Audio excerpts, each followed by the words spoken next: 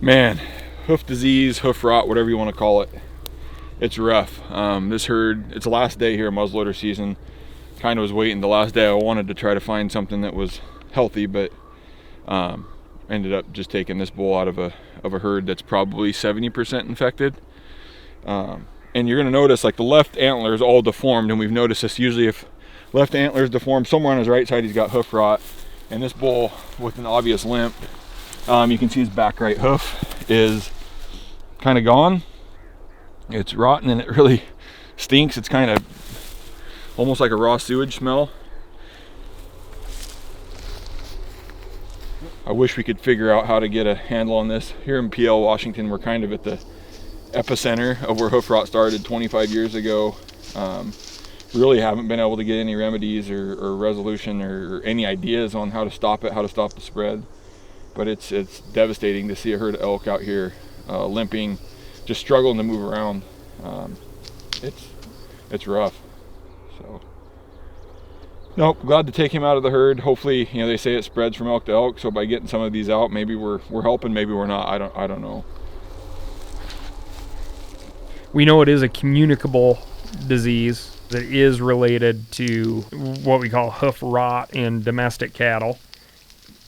With the climb, prevalence, and national recognition of chronic wasting disease, you have this other thing that's equally as terrible, the hoof disease situation, and you just don't hear about it, but it is spreading. Yep. Yeah, it's when as far south down the coast, Oregon, and then California has cases. It's when as far east as Idaho has confirmed cases, which is really concerning. If it's able to be transferred from elk to elk, but now it's made it all the way to Idaho, you're like, oh no, maybe we aren't going to have as good a handle on this either. It's frustrating. Nobody can tell you what you need to try to figure out. Nobody can tell you what the solution's going to be. Yep. The reason for trying to do the late season archery hunt was really just to, as bad as it sounds, come see the hoof disease situation firsthand. Yep. Unfortunately, we found what we were looking for. You're going to want to brace yourself for a look at hoof disease. You can see that hoof is, you can see like the whole kind of elf shoe. Yeah. And then it'll get brittle and it'll start to break off. It'll be like the next progression. Well, yeah, you can see it's broken on the left-hand part of the hoof, and the right-hand part is what's dangling there now. But it must be real tender because she's not wanting that thing to hit the ground. Just holds it up. I mean, she's holding it way up. That one next to her is limping too. Ooh. Back left. And the calf right with him is completely, I mean, so far he's been right, able to dodge totally it. fine, Yeah. but it's like, look at where they're walking and where that calf's feeding. Yeah. And so what, they're saying obviously is like it's a communicable disease that's in the soil.